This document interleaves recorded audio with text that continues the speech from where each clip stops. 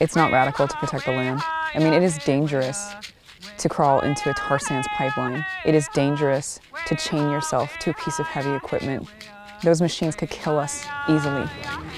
Here, Indigenous activists and their allies are setting up a prayer lodge on a pipeline construction site. I'm here taking these risks in this system that seems so hell-bent on destroying itself and destroying all life, because it's time to do something different. We're not going to get that done comfortably or easily. Somebody has to take a stand. The oil pipeline is called Line 3, and it is being built by Canadian oil company Enbridge. This is just one of dozens of recent actions activists have taken to try to stop its construction. I'm here because I believe we all deserve a just and livable future. This pipeline infringes on Indigenous rights and infringes on our water and our air and our future. Line 3 cuts through Indigenous land and will cross underneath the Mississippi River twice. The Mississippi River system is one of the largest in the world, and millions of people downriver rely on it for their water supply. Enbridge is responsible for the largest inland oil spill in U.S. history, and it happened right here in Minnesota. This land has always been the Anishinaabe and Dakota territory. It's an honor to be with my relatives here from different nations, coming here with one spirit and one purpose, to protect Indigenous land and to protect sacred water. Hundreds of protesters have been arrested since construction began in the state, but they have vowed to not stop until the pipeline is canceled. We're asking this administration, just like we asked administrations prior, to do something different and to stand with Indigenous people. None of us are sacrifice zones, and it's time for change. We said no, and we're still saying no.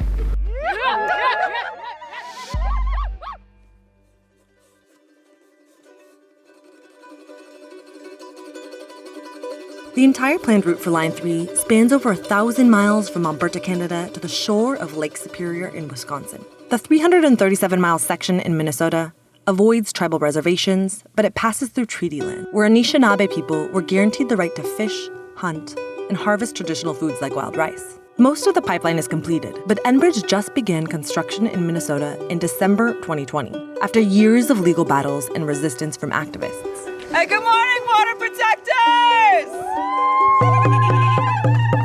Tara Hauska is Anishinaabe from Couchiching First Nation near the Canadian border. Line 3 has got to go! Hey, hey! 3 years ago, she started Camp Nimiwag along the proposed pipeline route with other Indigenous activists. So Anishinaabe people were told by Creator to come where the food grows on water. This is the only place in the world that wild rice grows. Line 3 proposes to commit cultural genocide through knowingly threatening our wild rice beds. That's why I'm here in the southern part of Anishinaabe territory, to protect the wild rice. Just 20 minutes away from where she lives, you can already see the pipeline construction in progress. Yeah, this is Line 3. This is the proposed Line 3 project, waiting to be trenched into the ground. These power lines weren't here before. This is all new. Tara started her career as a lawyer on Capitol Hill. I saw a lot of inequities and misunderstandings and disrespect of Indigenous nations on the Hill. And so I started doing this other form of advocacy. I saw it as another route to change. I packed up the stuff that I had into a rental car and went out to Standing Rock. In 2016, thousands of people camped at Standing Rock Reservation in North Dakota to protest the Dakota Access Pipeline. It was a historic gathering of Indigenous nations, and people from all over the country gathered in solidarity with the Standing Rock Sioux Nation. The protests gained international attention, especially after violent interventions by police. It was the first time that I saw land defense work, where people were actually putting their physical bodies in front of the machines. I never came quite back from that. After Standing Rock, Tara decided to move home and fight on the front lines of Line 3. Most people never see this part, and I feel like it does compel people, and people that are crawling into pipes when it's 40 below zero compels people. I mean, they're not taking those risks lightly. They're literally fighting for their futures. It's not easy to see this. It's quite hurtful, actually. Coming back for round 2? Around 5 minutes after we arrived at the pipeline, we were passed by a local sheriff's car, Enbridge security, and an unidentified third vehicle. Good. Just hanging out. He hates side-by-sides. I mean, we were there for what, 5 minutes before? There's a police officer, a security person, and another security person. I mean, you could probably time that. It might have been even less than 5 minutes. That was pretty quick response time.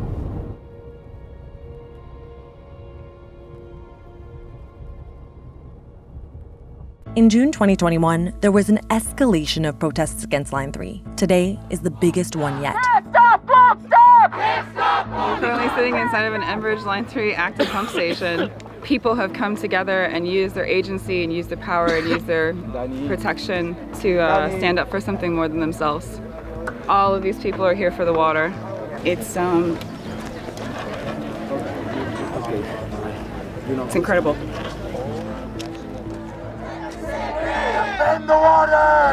Among the protesters were people from other indigenous nations from outside of Minnesota. Big Wind is northern Arapaho from the Wind River Reservation in Wyoming. There are thousands of people here in northern Minnesota today. It feels really good to see dozens and dozens of people locked to machines and to see crowds like this coming right towards me.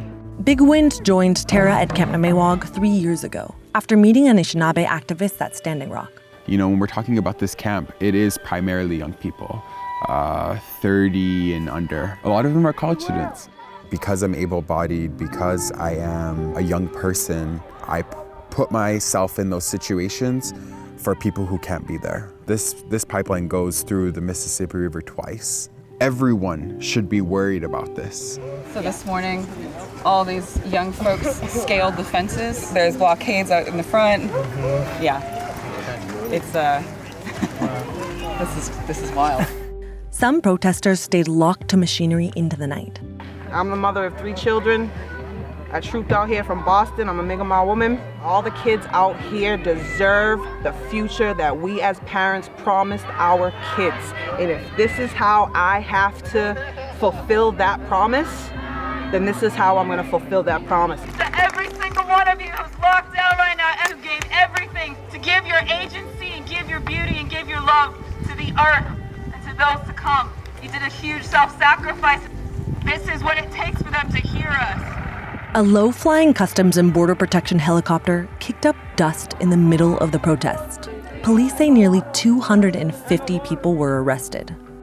Enbridge says it is replacing the corroding Line 3 pipeline built in the 60s. But the new pipeline is longer and can carry tar sands, which is more environmentally destructive than regular crude oil. In Minnesota alone, it crosses more than 200 bodies of water. Further east along the pipeline route is another encampment called Welcome Water Protectors Center. Ojibwe organizer Winona Leduc is one of the founders of the camp. You know, for 7 years, all the Ojibwes have tried to stop this project. We did everything. You know, I went to every court hearing.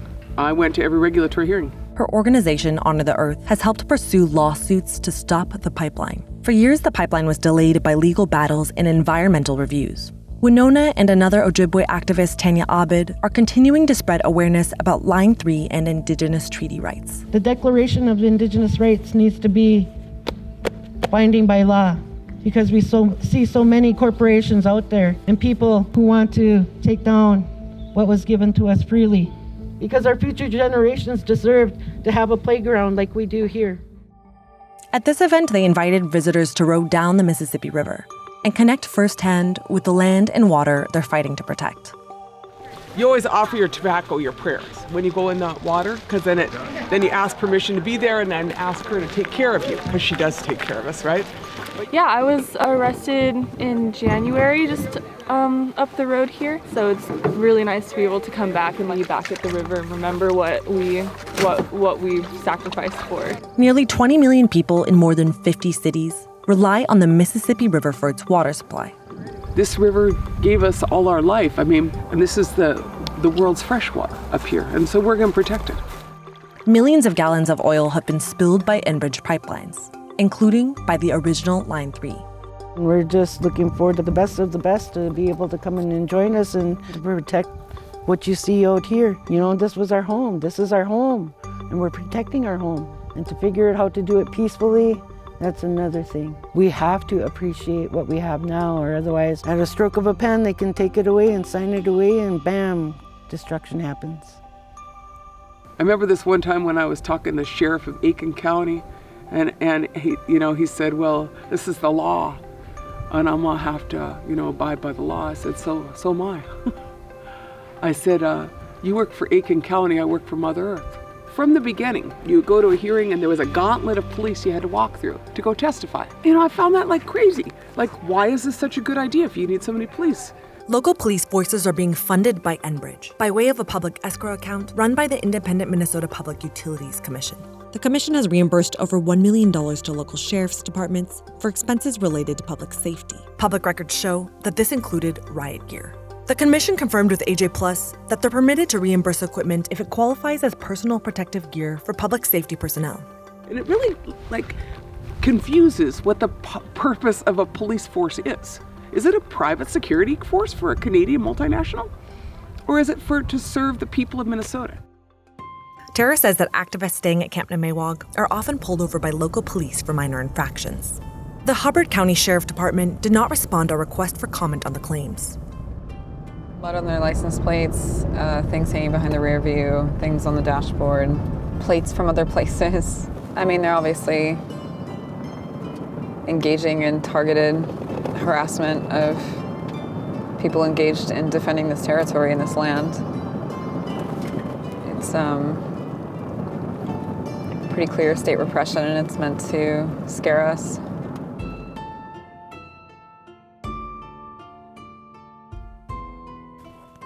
I've often had the experience of being told that I am idealistic, that I don't understand the way of the world, that it's not how things work.